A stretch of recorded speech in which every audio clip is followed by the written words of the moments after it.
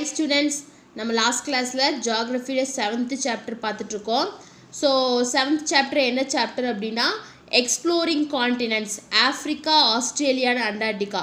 So இந்த chapter வந்துட்டு இந்த 3 காண்டினென்ட்ஸை பற்றி தான் தெரிஞ்சுக்கிறோம். ஸோ ஃபஸ்ட் காண்டினென்ட் என்ன அப்படின்னு பார்த்தீங்கன்னா ஆஃப்ரிக்கா. லாஸ்ட் கிளாஸில் ஆஃப்ரிக்காவோட லொக்கேஷன், அதோட சைஸ் பார்த்தோம். அதே மாதிரி ஃபிசிக்கல் டிவிஷன்ஸ், அதாவது ஆஃப்ரிக்காவை வந்துட்டு 8 மேஜர் ஃபிசிக்கல் டிவிஷன்ஸ் இருக்குது. அதில் வந்துட்டு ஃபஸ்ட்டு 2 பார்த்தோம், அதாவது சஹாரா அண்ட் சாஹல் 2 பார்த்தோம். அதோட கண்டினியூஷன் இன்றைக்கி பார்க்கலாம். பேஜ் நம்பர் 141 இருக்குது. Savanna, tropical dry grasslands with scattered trees are known as savannah.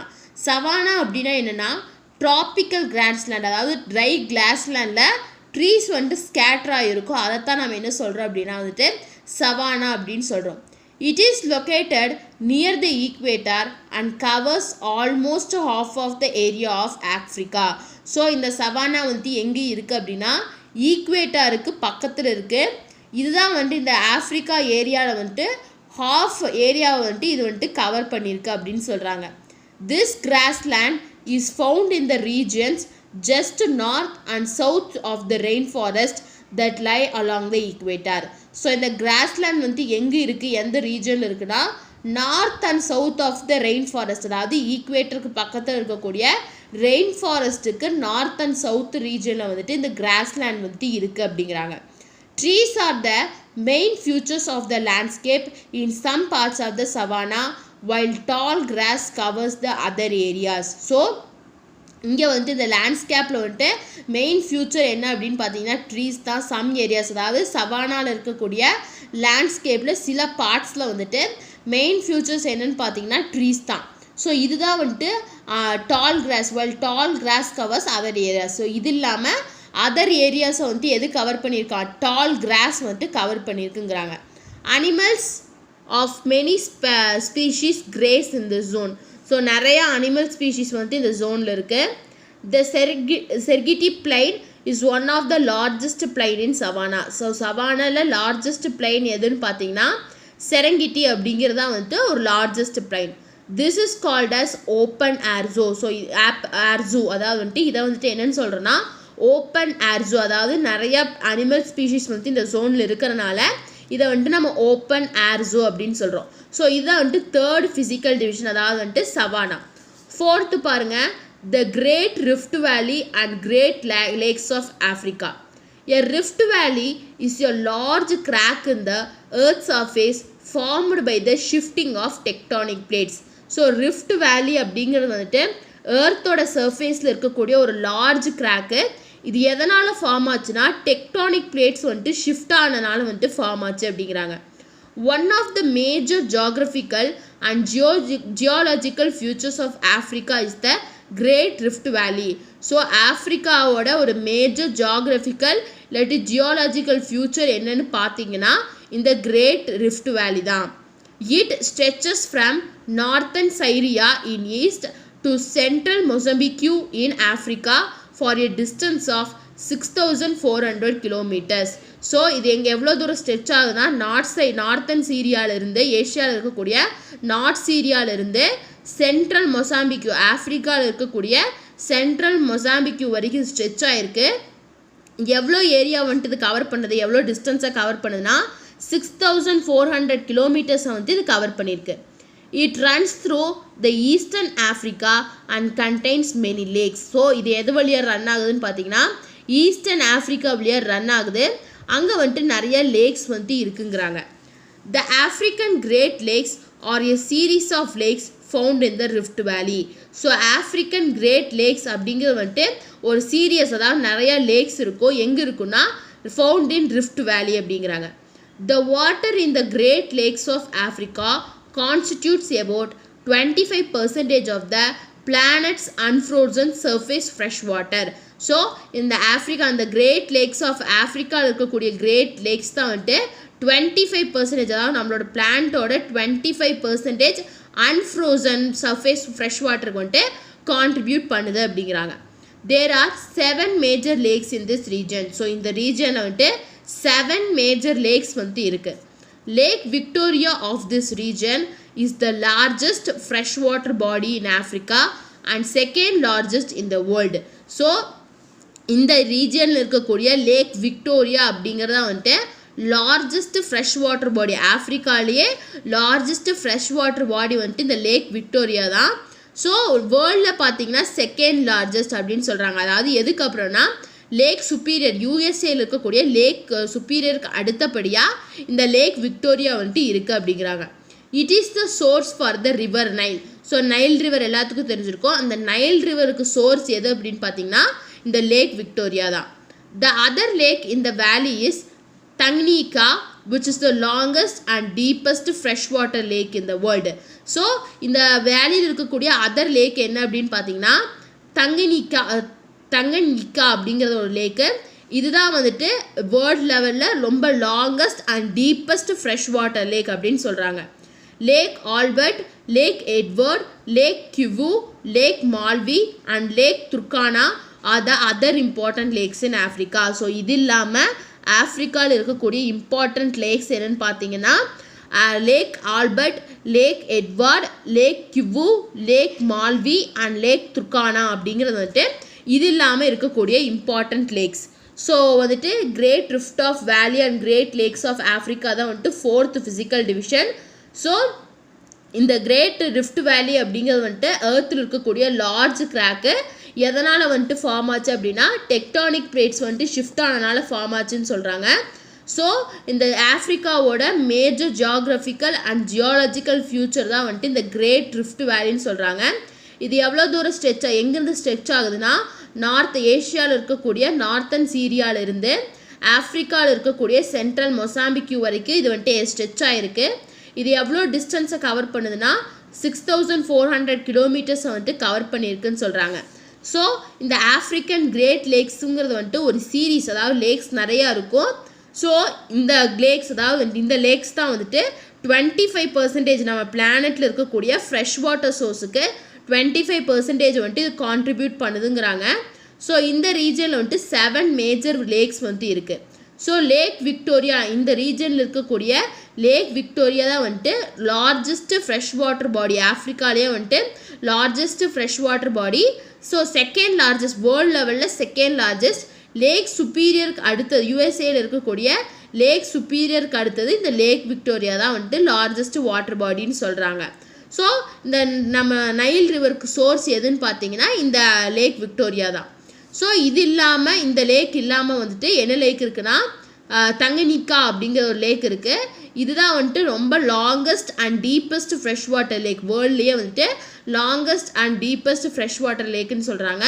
So இது இல்லாமல் Lake Albert, Lake Edward, Lake Kivu, Lake Malawi and Lake துர்கானான்னு சொல்லிட்டு அதர் இம்பார்ட்டன்ட் லேக்ஸ் வந்துட்டு ஆஃப்ரிக்காவில் இருக்குது அப்படின்னு சொல்கிறாங்க. So 4th physical division. 5th one பார்த்திங்கன்னா ஈஸ்ட் ஆஃப்ரிக்கன் ஹைலாண்ட்ஸ் அப்படிங்கிறது வந்துட்டு 5th physical division. The most African mountains are found in these highlands. அதாவது ஆஃப்ரிக்கன் மவுண்டெயின்ஸ் வந்துட்டு எங்கே இருக்குன்னா இந்த ஹைலாண்ட்ஸில் தான் வந்துட்டு இருக்குது. It stretches from Ethiopia to Cape of Good Hope. இது எவ்வளோ தூரம் ஸ்ட்ரெச் ஆகுதுன்னா எத்தியோப்பியாவில் ஸ்டார்ட் ஆகி கேப் ஆஃப் குட் ஹோப் வரைக்கும் ஸ்ட்ரெச் ஆகிருக்கு. Mount Kilimanjaro 5895 metre is the highest peak located in this highland. So இந்த மவுண்ட் கிளிமஞ்சாரோ அப்படிங்கிறது தான் வந்துட்டு ஹையஸ்ட் பீக். இந்த ஹைலாண்ட்ஸ்லேயே வந்துட்டு ஹையஸ்ட் பீக் எதுன்னு பார்த்தீங்கன்னா இந்த மவுண்ட் கிளிமஞ்சாரோ தான். இது எவ்வளோ மீட்டர் இருக்காமா 5895 மீட்டர் வந்துட்டு இருக்குது.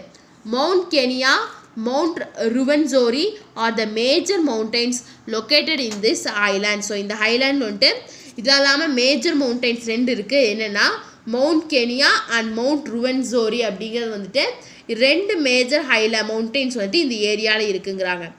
This region is sparsely populated and covered with rich grassland, forest, streams and waterfalls of natural scenic beauty. So இந்த ஏரியாங்கிற வந்துட்டு ஒரு ஸ்பார்ஸ்லி பாப்புலேட்டட் ஏரியா தான். ஸோ இது இங்கே வந்துட்டு என்ன கவர் ஆகிருக்குன்னா இந்த ஏரியாவில் ரொம்ப rich grassland, forest area, stream, waterfalls, ஏதாவது நேச்சுரல் பியூட்டிக்கு வந்துட்டு ஒரு பெஸ்ட் பிளேஸ் அப்படிங்கிறாங்க.